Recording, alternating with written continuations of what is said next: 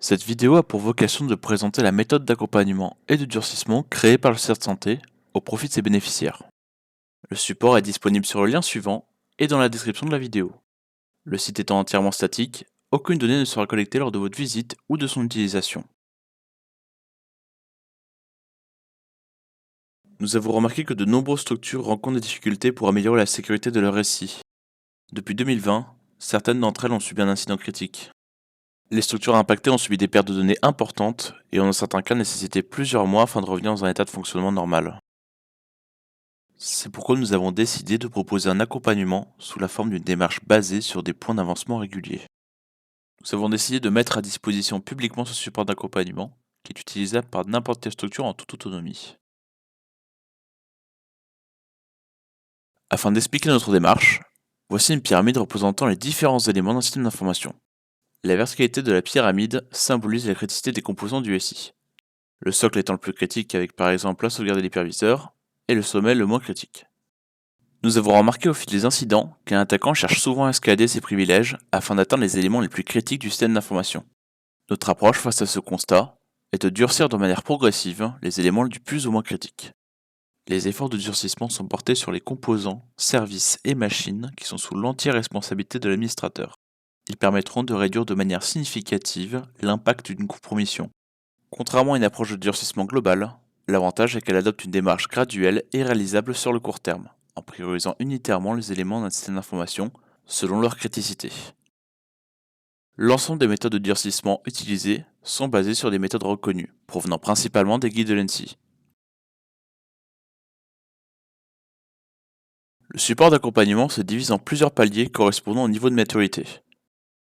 Ces niveaux sont identifiables en haut de la page du support. Chaque palier commence par la description de l'objectif de sécurité. En dessous de ces descriptions se trouvent aussi les composants concernés par ce niveau. Un palier prend la forme d'un tableau dont chaque ligne indique les mesures à mettre en œuvre par ordre de priorité. Les colonnes, quant à elles, désignent les éléments ciblés, aussi rangés par ordre de priorité, de gauche à droite. En cliquant sur une mesure, une fiche de durcissement apparaît. Cette dernière est composée des sections suivantes. Information, qui comporte la date de création et la dernière mise à jour de la fiche. Objectif de la mesure à atteindre pour couvrir un risque. Solution proposée pour accomplir l'objectif. Point d'attention pour la mise en œuvre de la solution. Liste des points à vérifier pour confirmer et contrôler la mise en place de la mesure dans le temps. Il est important d'insister sur la notion de temps, le principe étant d'appliquer des mesures pérennes que l'on viendra contrôler périodiquement afin de s'assurer qu'elles soient toujours fonctionnelles. Et enfin, une couverture partielle au total de la fiche des règles présentes dans les guides de l'ENSI. L'interaction avec les cases permet d'accéder à une nouvelle fenêtre correspondant à la mesure appliquée à un équipement. Cette dernière prend la forme d'une ou plusieurs questions permettant de jauger votre avancement dans la mesure. L'utilité principale de cette fenêtre est de garder l'information sur les solutions réellement mises en place à l'aide de l'espace commentaire et d'identifier votre avancement dans le plan. Attention, comme précisé au début de la vidéo, aucune information n'est transitée avec le serveur. Toutes les données remplies à travers le support sont donc stockées côté navigateur et toute suppression de données de navigation entraînera la perte de ces données. Afin de pouvoir sauvegarder, voire transmettre votre avancement, des fonctions d'exportation et d'importation sont disponibles dans la catégorie Export changement présente dans la barre de navigation.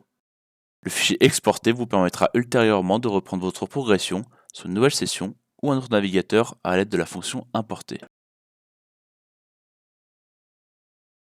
Les structures de santé ayant rencontré des incidents de sécurité ou qui sont simplement volontaires pour réaliser un durcissement sont éligibles à notre suivi dans cette méthode d'accompagnement. L'accompagnement se déroule de la manière suivante. Une réunion par mois est organisée avec la structure. Durant cette réunion, nous identifions les objectifs à atteindre ainsi que les solutions les plus adéquates dans le contexte du système d'information de la structure. Entre chaque réunion, la structure met en œuvre les solutions. À la réunion suivante, la structure annonce les actions réalisées et selon son avancement, nous pouvons rajouter de nouveaux objectifs à atteindre. Une fois un niveau complet atteint, un contrôle est effectué sous la forme de l'utilisation de plusieurs outils sur le SI afin de s'assurer que l'ensemble des solutions aient été correctement mises en place et qu'elles couvrent le risque de départ. Il s'agit de la première version de ce support d'accompagnement. Nous sommes donc à l'écoute de vos retours, de vos suggestions d'amélioration, de propositions de solutions alternatives et de nouveaux objectifs non intégrés dans la solution actuelle. À cette fin, Vous pouvez nous contacter à l'adresse cyberveille@isanté.gouv.fr. Nous vous remercions pour l'intérêt que vous portez au CERT Santé et à très bientôt.